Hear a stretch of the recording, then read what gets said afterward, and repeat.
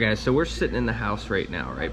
Okay, we're getting ready, go out to dinner night, and then I'm heading out on the road tomorrow. I'm heading to Florida. So basically what I have been doing is I've just been chilling, you know, on Central Dispatch, looking for cars and stuff and going this and that.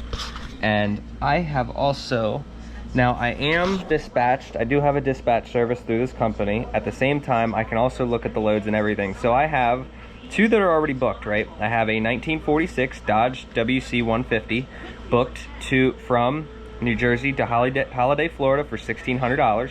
That's 16 going down already. Then I have a 13-foot limo golf cart going for another $1,025. So right there is $2,625 going down.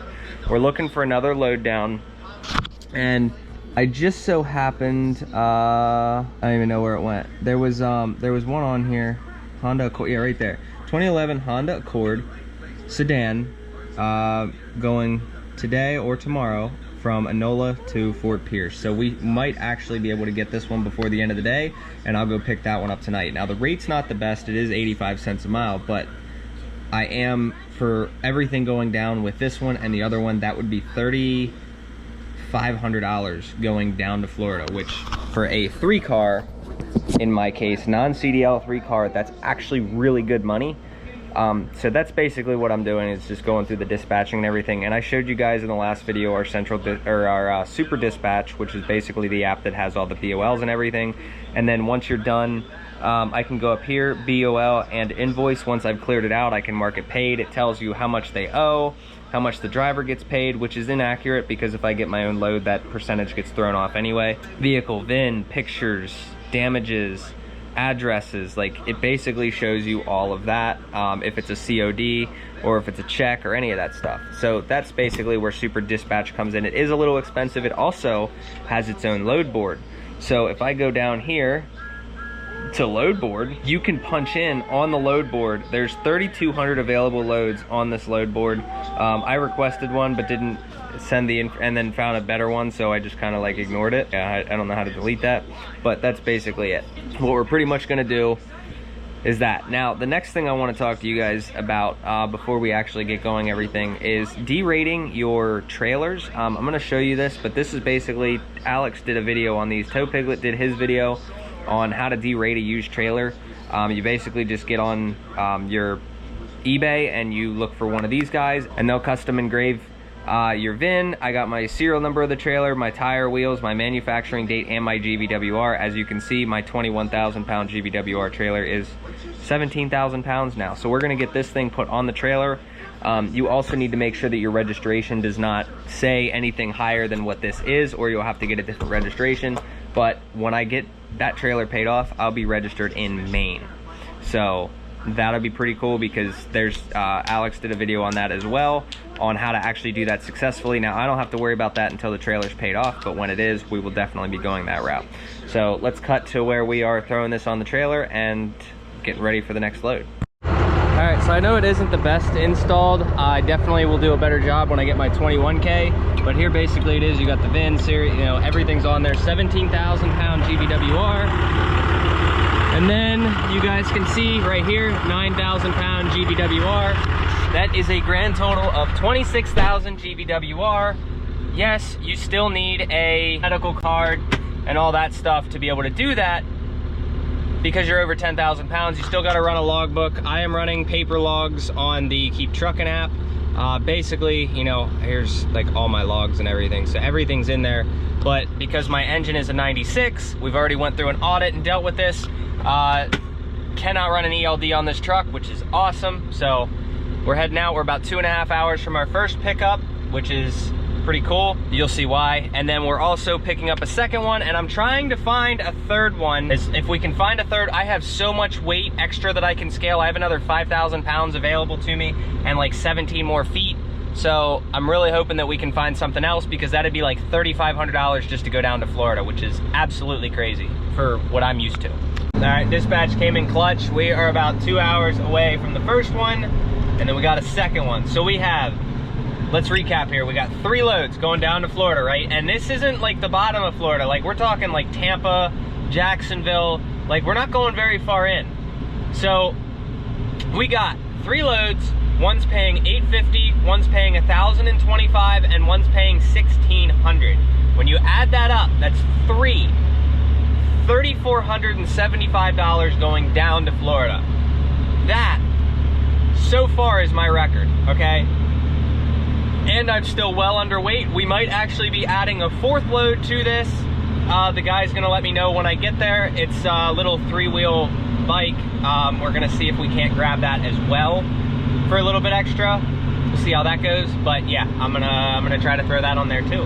So we might see, you know, almost $4,000 going down to Florida, and that's just for 2.5, 3 days worth of work. So we're leaving Saturday.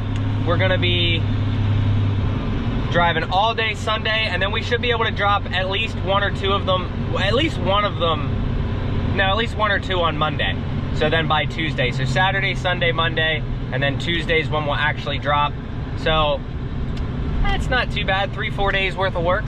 What the hell is that? Wow. It's kind of neat. Single axle semi, nice stacks. And then he's got this like barely 30-foot tri-axle flatbed on it. Look at that. Neat. All right, we got our first load. You guys can see back there. We got a golf cart. Big, like 13-foot golf cart. So we're going to pick up the second one now. I told them in between 3 and 3:30, so it looks like I'll be there right at 3:30. I've already gotten my fuel, and I'm gonna go over these loads when I get there, but we also got a little mobile elliptical that I threw on there for an extra $150 because it was literally weighs 20 pounds. So the only thing I just gotta watch on that. But aside from that, it's going pretty good. All right, we got our second pickup. I know I'm dragging this out. I don't really want to film in front of some of these people, and honestly, it's like, I don't know. I don't really want to film in front of these people. And yeah, so we're gonna go pick up our third one now, technically fourth, and then we are headed down. I think she said she wanted to meet us Monday or Tuesday down in Florida. So hopefully a nice smooth trip. She said they've been giving her the runaround. We just got this one booked this morning.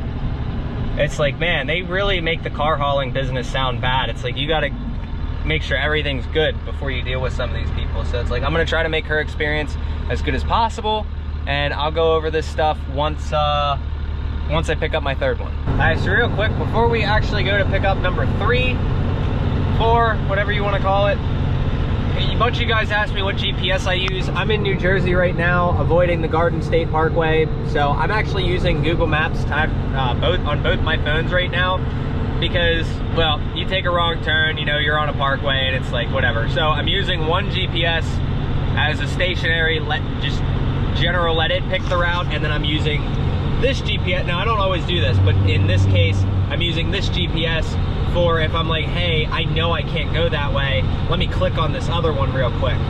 So also this one has a bigger screen, but that's generally it. So yeah, I use Google Maps as opposed to like Garmin or any of those other things. I do recommend them, but at the same time, if you're gonna use a Garmin, I definitely recommend you using 2 GPSs. Use the Garmin and Google Maps because they will screw up. That's just the name of it. You know, they're not updated like Google Maps is, but Google Maps also doesn't have truck routes. So I've also heard good things about trucker paths, so pick your poison. All GPSs kind of suck, so, but yeah, that's what I use. All right, so here's what we got. So basically the one we're picking up now needs to go on the front. This needs to go in the back because it's getting dropped first with this little elliptical machine here. And then this needs to stay in the middle. So we need to get rid of this. This has 3,600 miles. We need to take this off. Not a scratch on this thing, just a little bit of dirt. And then somehow put this that doesn't run on the back. So these will be fun. But yeah, here's a limo golf cart. It's pretty neat. All right, so since that one's getting dropped second, and this one's getting dropped first, that one's off. So now we just gotta walk this guy off, which will be pretty simple. Unfortunately, it's raining. Thanks, New Jersey. Everything's off. Figures it's gonna rain. she is. All right, in this old thing here. There we go. E-brake down. Put it in gear. Put it down to reverse. Oh yeah, that manual steering is great. All right, she's a little scary, not gonna lie. So I'm gonna try to keep it straight out and try to kind of keep this line. But, oh, come on. Damn door. This does not, I don't think there's any synchros in this transmission at all. Said it was a double clutch transmission. So I'm still trying to figure that out. But all right, that's the first one. See, so the owner of this old trailer, he moved the bar from there to up here, which is still okay. You can't remove that bar in general. Somebody actually sent me a picture of what happens when you remove this bar in general, like permanently. But he put it back and put it up here, so it gives you a ton more clearance. So I have a foot more than I did with that bar being up there. So here she is. Now we're gonna bring the Subaru on. We out here doing this in the rain, guys. So we got number 1 and number 2 secured. You guys can see there's a good 10-12 inches right there, so we're fine there. And then we got to bring this one up on the back, more than enough room. So we're going to bring the winch back and start pulling this bad boy up. All right, there she is. Here's 1. Got all the straps around, tied down. Then we got 2. This is brand new. And then we got 3 right back here. Okay, look at that. Now I know, not the best thing in the world. I'm definitely tightening that one up.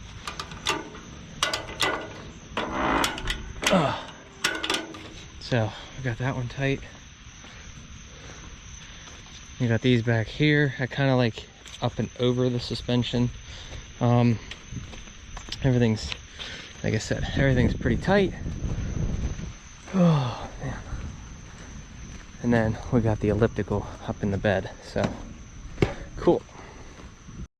All right, I am soaking wet, but she gave me a towel.